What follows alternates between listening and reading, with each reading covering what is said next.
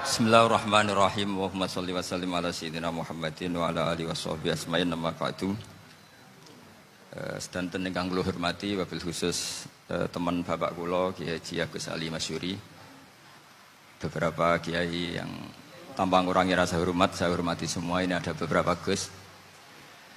Ini saya ngaji insyaallah seperempat jam. Seperempat jam nanti yang menghisap Gus Kausar berapa Gus? 10 menit. 10 menit. Begini, sebetulnya saya membela semua umat Islam itu ahlul jannah. Karena saya ini ibarat marketing. Kalau orang Kristiani itu kan setiap orang mati sudah tenang bersama Bapak di surga. Jadi kampanye itu menarik sekali. Sementara kita sudah kiai, sudah imam masjid, sudah ulama, masih saja dikhawatirkan su'ul khotimah. Ini kalau kampanye ini tidak imbang, ini nanti saya takut kalah. Makanya saya bilang pokoknya semua orang mukmin itu ahlul jannah. Karena memang asli hadisnya seperti itu, man qala la ilaha illallah dakhalal jannah. Bahwa kemudian ada beberapa kiai yang mungkin wataknya itu pesimis, kemudian bikin sekian aturan-aturan yang sebetulnya itu cerminan dari pesimisnya, terus akan masuk surga itu susahnya bukan main. Nah itu saya tidak setuju karena tadi pasti kalah dengan kampanye sebelah yang setiap orang mati dibilang sudah tenang bersama Bapak apa? Di surga. Jadi ini penting. Terus kedua saya bilang agama ini sudah begitu baik. Masa kunci surga sudah dibocorkan miftahul jannah la ilaha illallah. Masa sudah pegang kuncinya nggak jadi masuk surga itu kan aneh. Ya sudah masuk saja, tapi tidak usah minta bantuan saya, masuk aja. Kan sudah pegang kuncinya. Terus ketiga, kenangan terburuk saya ketika jadi kiai itu gini, saya ada beberapa guru SD datang ke saya. Ini agak-agak masalah besar. Gus boleh enggak buka ujian nasional yang masih disegel? Semua guru bilang enggak boleh, itu kriminal kan. Ada satu guru yang bikin analogi agak kacau. Boleh saja. Wong ujian di kuburan saja dibocorkan para kiai enggak apa-apa. Itu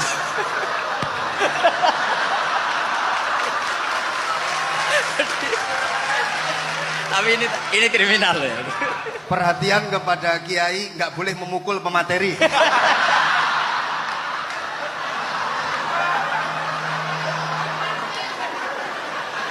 Jadi tentu itu analogi yang salah kan. Marrobuka kan, Tuhan kamu siapa, Nabi kamu. Tuhan kamu siapa, Nabi kamu siapa, imam kamu siapa. Ini kan sudah dibocorkan oleh para kiai. Artinya apa?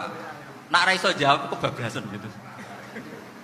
Terus guru ini berpikir kalau ujian akhirat sekrusial itu saja bisa dibocorkan, kenapa ujian nasional tidak boleh? Tentu ini kias yang salah, saya tidak ngajari seperti itu. Tapi saya ngajari ke kalian betapa mudahnya masuk surga. Kunci jawaban sudah dikasih, kunci pintu masuk sudah dikasih. Kok sampai tidak masuk, ini kebablasan. Paling salah gurunya. Jadi ini kenapa saya sering cerita orang mukmin semuanya itu min ahlil jannah, itu saya jamin.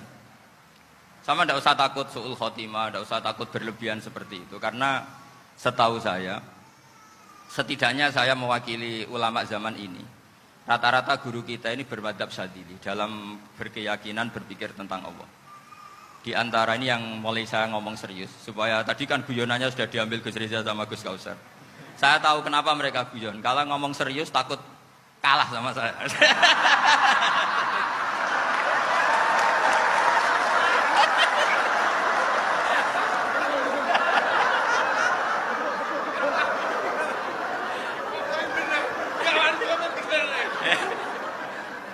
Karena saya ini sudah terkenal pemikir serius, jadi artinya itu satu kepintaran, mengalihkan, ya, oh ya, sudah itu satu kecerdasan. Tidak hanya ngalim, tapi betul cerdas. Jadi itu bukti beliau-beliau ini cerdas itu. Saya berpikir begini, ini madhab Syadzili, kita semua tentu Syadzili karena kita semua ngaji kitab hikam. Kita tahu kitab hikam itu muridnya Abul Abbas Al-Mursi, Abul Abbas Al-Mursi muridnya Syekh Hasan apa? Asy-Syadzili. Saya masih ingat betul makalah itu dan saya ulang-ulang. Setiap saya ngajar di sarang saya ajarkan itu. Kilali kata Abdul Hasan Asadili, saya pernah dapat hatif, dapat semacam ilham. Apa makna min syarril waswasil khannas? Itu kata beliau dijawab oleh hatif itu. Hatif itu nggak perlu diterjemah tadi ada karena tadi diajarin itu. Apa yang dihidupkan itu nggak perlu dijelaskan.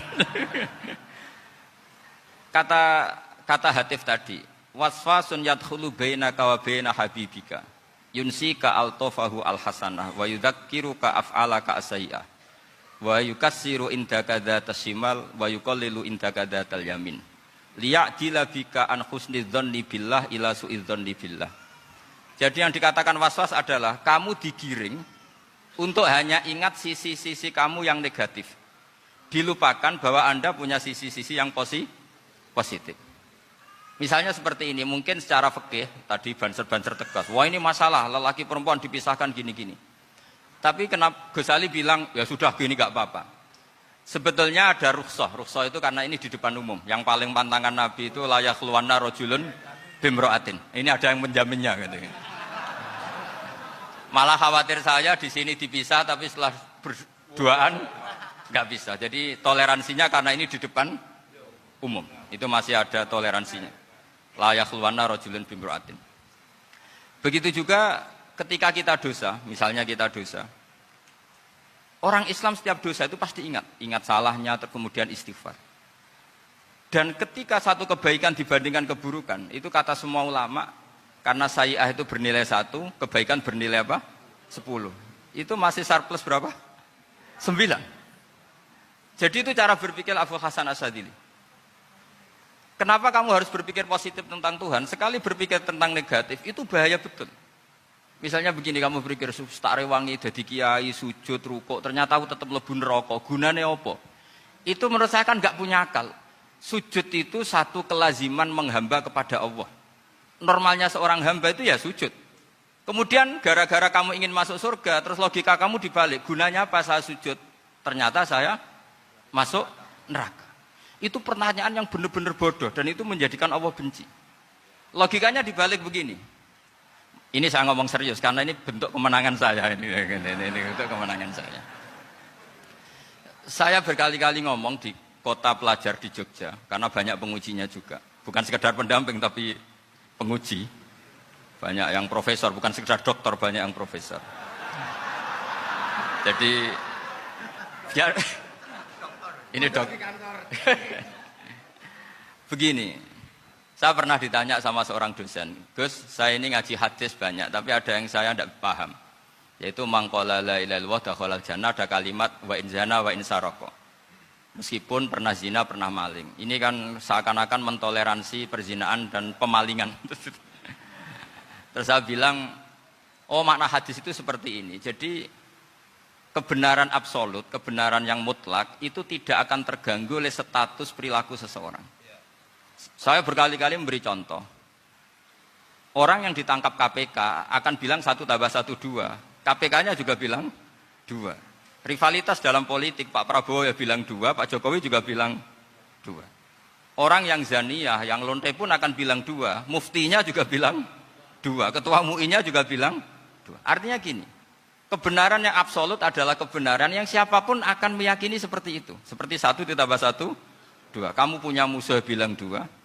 Kalau ibu-ibu ini punya maru, ya marunya bilang 2 tadi tambah mama. Enggak tahu saya terjemahnya apa tadi. Nah, kebenaran yang absolut itu kebenaran yang siapapun pasti mengakui. Dan uniknya begini, saya pernah ngaji acara himmah, acara pondok sarang di Demak. Kalau kamu bilang 1 ditambah 1 menjadi 2, untuk mengatakan 2 itu kamu butuh hadiah enggak? Mereka semua jawab enggak. Kita semua enjoy saja mengatakan tembok itu putih. Kenapa? Karena memang putih. Kita mengatakan 1 tambah 1 2 karena memang kita tanpa presentasi dapat hadiah, dapat penghormatan. Kenapa untuk mengatakan Allah itu Tuhan kita butuh surga? Memangnya kalau tidak ada surga Allah tidak jadi Tuhan? Ini problem orang soleh-soleh yang terlalu pesimis. Makanya nanti orang-orang soleh itu masuk surganya berat. Tapi kalau orang alim lebih gampang kira-kira seperti itu. Iya, karena kan imannya lebih bagus. Dalam hadis qudsi, Allah ini yang dibuli orang-orang soleh. Laulam akhluk jannatan wala naron, alam akun ahlan an uto'ah. Dalam hadis qudsi itu. Kalau saja saya tidak menciptakan surga dan neraka, apa saya tidak jadi Tuhan yang perlu ditaati? Apa kalau kamu tidak saya kasih uang 1 juta terus bilang 1 tambah 1 11? Enggak kan? Tetap bilang berapa? 2. Kalau kebenaran absolut yang 1 tambah 1 kamu bilang 2 meskipun tanpa mendapat hadiah. Kenapa untuk bilang Allah Tuhan kamu butuh hadiah surga? Itu kan serai ikhlas belas. Makanya saya terus mengajarkan ikhlas. Ikhlas itu bisa dilatih dengan akal, dengan pikiran, bil ilmi lah. Harus dilatih. Nah di sini ini momen atau makna yang mestinya harus difahami wa inzana bahwa kalimat ini sah meskipun dilafatkan seorang yang pernah zina. Sama seperti 1 tambah 1 2 sah, diucapkan siapa saja sah. Dan siapapun akan mengucapkan itu secara ikhlas. Ini penting saya utarakan. Sehingga setelah ada firqah-firqah takfiri yang mengatakan orang megang keris itu syirik, ke kuburan syirik, ini syirik. Itu salah besar. Salahnya adalah tadi kalimat-kalimat atau kebenaran-kebenaran absolut ini sudah jadi sibghatullah man ahsanu minallahi sibghah. Kalimat ini begitu absolut di hatinya orang mukmin. Sehingga ketika terganggu oleh hal-hal yang adat istiadat kayak pegang keris, kayak apa, ini tidak mengganggu. Tetap kualitas iman ini di atas keyakinan adat membawa apa keris. Kalau orang membawa keris menjadi syirik karena percaya sama makhluk. Orang misalnya kejawen kalau nggak bawa keris nggak nyaman. Orang kota itu kalau nggak bawa ATM juga nggak nyaman. Itu tidak dihukumi syirik. Kamu pergi lupa bawa HP nyaman enggak? Enggak, kenapa tidak dihukumi syirik?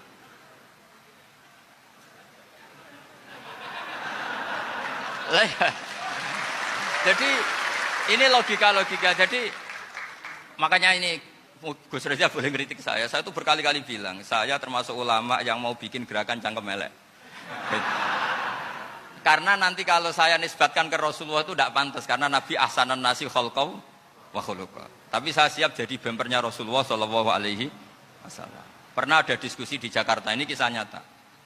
Apa dalilnya setelah sholat salaman? Mana hadisnya? Itu dijawab hadisnya tentu kita kesulitan.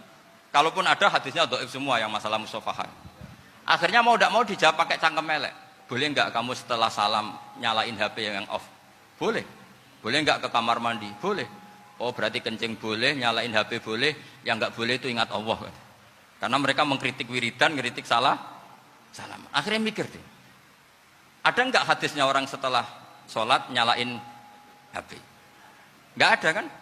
Tapi mereka nyalain HP enggak hambatan, tapi untuk salaman masalahkan. Ke kamar mandi boleh, tapi untuk wiridan enggak boleh. Akhirnya mereka sadar, oh iya. Lama-lama dibisi gini yang kelompok itu. Kamu itu korban aliran supaya kamu gak ingat Allah, ingatnya HP-nya. Sehingga orang wiridan kamu kritik, orang nyalain HP tidak kamu kritik. Itu kelompok itu adalah kelompok orang-orang yang supaya orang Islam itu lupa Tuhannya. Itu gerakan cangkem elek, tapi jadikan orang sadar. Jadi ini penting. Jadi kalau kamu tidak bisa bela agama dengan jalan yang lurus karena tidak bakat gitu. Gak apa-apa pakai cangkem elek tadi, karena gak mungkin gerakan ini dinisbatkan kepada Rasulullah Shallallahu Alaihi Wasallam. Kalau soal sanad, saya punya sekian sanad tentang itu, tapi tidak usah kamu ikuti. Ada orang tanya, ya Pak Kiai kalau setan dibakar di neraka panasan enggak? Ya panasan. Lo kan setan dari api, ngapain harus panasan? Kan materinya sama. Terus Kak Kiai tadi gak kesulitan, dia ngambil pasir, disawero di wajahnya. Wah sakit Kiai, kamu kan dari tanah, kena tanah kok. Jadi itu ada sekian, artinya gini ya, kalau kesulitan jawab pakai baik-baik ya sudah pakai cangkem elek itu aja kan. Nah, tapi tentu kan gerakan ini tidak mungkin dinisbatkan kepada para nabi. Tapi saya pastikan meskipun nggak bisa dinisbatkan kepada para nabi dari segi cangkem elek tadi, tapi secara semangat itu sama. Saya punya sekian contoh. Benar Gus Rizal tadi gojok saya ngawur-ngawurnya itu masih punya sanad. Itu pas saya ngawur pun masih punya apa? Sanad. Nabi Ibrahim itu ketika faja'alahum juzatan illa kabiralahum itu si berhala paling besar dikasih kapak. Ketika mereka geger, ini siapa yang berhala kecil? Kata mereka, sami'na fatay yadhkuruhum yuqalu lahu Ibrahim. Ya kira-kira Ibrahim lagi. Terus setelah Ibrahim didatangkan, siapa yang melakukan ini semua? Ini jawaban Nabi Ibrahim, bal fa'alahu kabiruhum hadza. Ya tanya yang bawa pedal, saya kan tidak bawa. Terus kata orang-orang, otak kamu itu di mana? Masa berhala disuruh nanya, kan nggak bisa ngomong.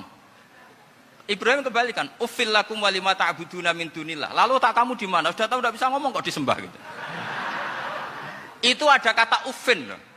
Uffin itu kalau diterjemah kira-kira ya agak-agak jancuk gitu. Kira-kira seperti itu. Jadi Sekarang dalilnya jancuk apa Gus?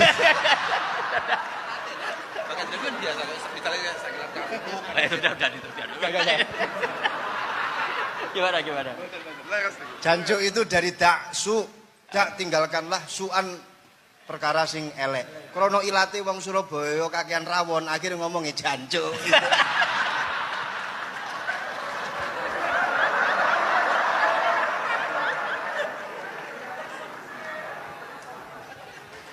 Jadi mulai dulu melawan kebatilan itu harus pakai logika yang vulgar. Karena memang nggak mungkin dengan bahasa-bahasa priayi itu nggak mungkin. Dan ini penting saya utarakan. Nah, kalau nanti nggak mungkin dinisbatkan kepada Rasul karena Nabi adalah ahsanan nasi khalqa wa khuluqa, kita yang ngambil alih saja. Gus Reza, saya, Gus Hasan ini cara cangkem elek kan pantas. Luas. Selain bakat ya sudah natural. Karena memang itu cara kita menjelaskan kebenaran. Saya ulang lagi, itu cara kita menjelaskan apa? Kebenaran. Mau tidak mau. Saya pernah ditanya sama seseorang, Gus, beberapa nabi itu kan poligami. Poligami itu bukti hiperseks. Karena yang tanya itu orang nasionalis yang nggak pati senang Islam. Terus tak balik tanya, perempuan itu makhluk lemah enggak? Ya lemah. Kalau nolong lama satu itu gimana? Ya baik. Kenapa nolong dua jadi tidak baik? Harusnya kalau nolong tiga tidak baik. Tapi saya tidak dukung poligami. Ini cerita saya. Setidaknya mereka jadi ingat. Saya itu pernah ditanya agak-agak orang ateis.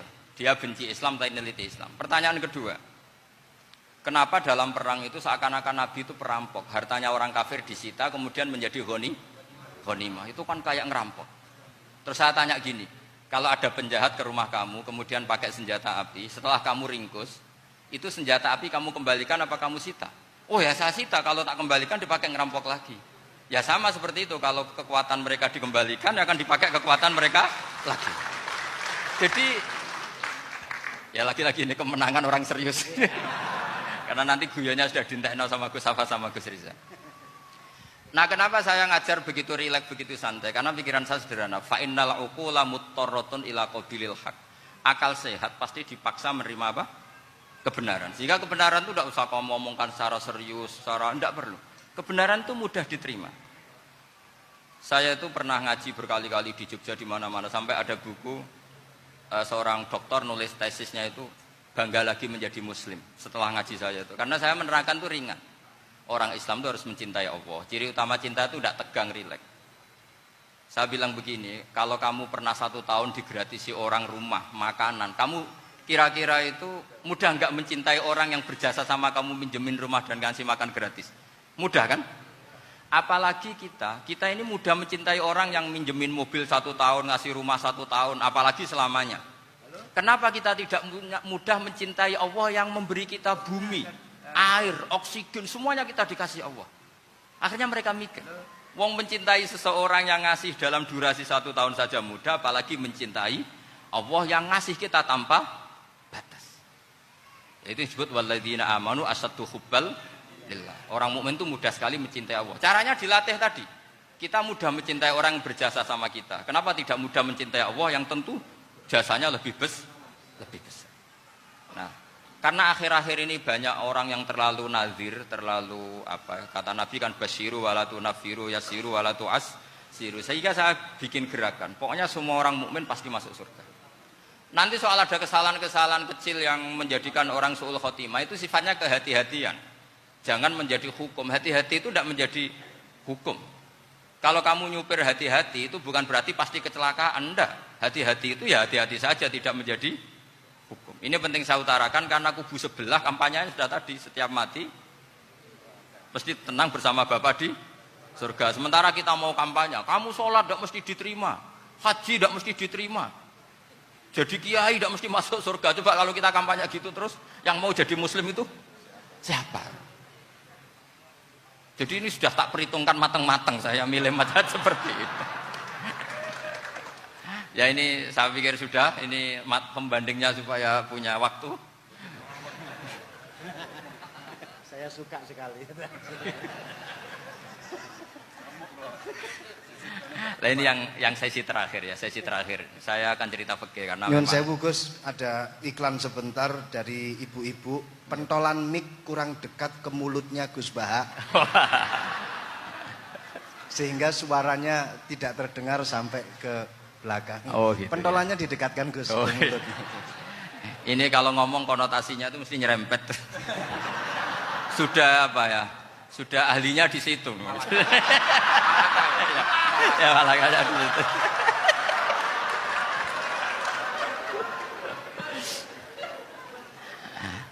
Dalam sesi terakhir saya cerita pentingnya pembanding. Imam Rafi'i itu yang ngarang kitab Muharrar. Kitab Muharrar ini adalah ringkasan dari kitab Al-Wasit. Al-Wasit itu karangannya Imam Ghazali. Al-Wasit sendiri ini khas ngaji NU, karena NU maknanya Nahdlatul Ulama, gerakan para ulama. Jadi kalau nggak ngerti alim-alim seperti itu ya ada NU. Sebenarnya sampai itu pasnya Nahdlatul Ummah, gerakan umat. Tapi kan sudah jadi partai politik Nahdlatul Ummah. Karena yang katakan NU itu Nahdlatul Ulama, gerakannya para ulama. Imam Rafi'i itu berpendapat sujud itu cukup pakai batuk, pakai jidat. Itu dalam kitab Muharrar. Wal asoh anna sujud yasihu mau cukup biwat iljabah. Ketika Imam Nawawi mentasih kitab Muharrar namanya Minhajut Thalibin, itu mengkritik Imam Rafi'i. Kata beliau, sujud itu untuk sah harus melibatkan 7 anggota. Karena berdasar hadis umirtu an asjuda ala sabati a'zumin, yaitu al-jabhah, wal yaden, warubaten, wal kodamen, yaitu jabhah, 2 tangan, 2 lutut, dan 2 kodamen. Akhirnya saya ngecek di kitab asli. Imam Rafi'i termasuk Ashabut Tarjih dan Imam Nawawi. 2 orang ini khilaf. Kan nggak mungkin kita sebagai musokhehnya, karena yang khilaf ini 2 ulama besar, satu Imam Rafi'i, satu Imam siapa? Nawawi. Kita tidak bisa hanya ngikuti Fathul Mu'in yang mengatakan idza khtalafan Nawawi war Rafi'u qudiman Nawawi, tidak bisa, karena Imam Nawawi ini sering nginduk sama kitabnya Imam Rafi'i karena senior Imam Rafi'i. Setelah saya cek di kitab kitab asli Mamba ya, satu sumbernya semua mazhab apa? Syafi'i. Ternyata Imam Syafi'i nak ngedikan hanya begini. Wa uhibbu, saya suka setiap orang Islam sujud itu melibatkan 7 anggota karena itu aman, pasti sah. Tapi wayah tamilu kata beliau, tapi mungkin saja sujud hanya watul jabah itu sah. Kenapa kata Imam Syafi'i? Liqaulihi sallallahu alaihi wasallam atau li du'aihi apa sallallahu alaihi wasallam fi sujud sajadalaka wajhi wa sam'i wa basari. Nabi ketika sujud itu hanya berdoa, ya Allah sujud kepada engkau wajhi wa sam'i wa basari. Nabi tidak menyebut wayadi wa rubati wa qadam. Sehingga saya berkali-kali bener kata Gus, saya ini pembela umat. Sing sujude 7 anggota ya tak lem, pantes dadi Rais Suriah. Itu. Yang sujudnya batuk tok ya tetap sah ngikuti mazhabnya Imam Rafi'i. Meskipun itu tidak saya anjurkan. Tentu tidak saya anjurkan. Alasannya Imam Syafi'i tadi, Rasulullah pernah berdoa dengan kata-kata sajadalaka wajhi, bukan diteruskan wayadi warubati wakoda. Sehingga fal khilaf huna bakin ala khiddati kalau dalam bahasa fikih. Khilaf biar tetap sesuai aturan khilaf masing-masing. Enggak perlu kamu menggugurkan pendapat Rafi'i yang mengesahkan sujud hanya pakai jabah. Ini penting karena tadi seperti saya katakan, yang sujud anggota itu ya masuk swarga mergo pintere. Sing nganggo bathuk tok yang mlebu swarga mergo gobloke tadi, karena aksaru ahlil jannah al-bulbu. Nah ini madzhab saya. Jadi saya itu ingin umat Islam itu baik-baik saja. Iya betul. Madzhabin jenengan. Ya. Karena tidak mungkin lah kita tidak bela Islam di zaman akhir, tidak mungkin, karena di kubu sebelah kampanyenya sudah seperti itu. Kalau kita ngomong ikhtiyat, kiai ra mesti mlebu swarga, sing salat ngethuk ra mesti husnul khotimah. Wah akan jadi repot. Saya ini pengagum teori ikhlas. Dilatih bil ilmi, saya ulang lagi, dilatih bil ilmi. Saya ini malu. Malunya tadi, saya mengatakan 1 tambah 1 2, itu meskipun tidak ada yang memberi hadiah, tetap saya katakan 2. Saya mengatakan air itu dingin, tidak ada yang ngasih hadiah, saya akan bilang kalau air itu dingin. Kalau api itu panas. Untuk hakikat-hakikat seperti itu saja saya jujur tanpa ingin imbalan. Tapi ketika hakikat mengenai Allah kok saya minta imbalan surga dan neraka, ini apa-apaan? Kira-kira gitulah, Rois Suriah macam apa gitu.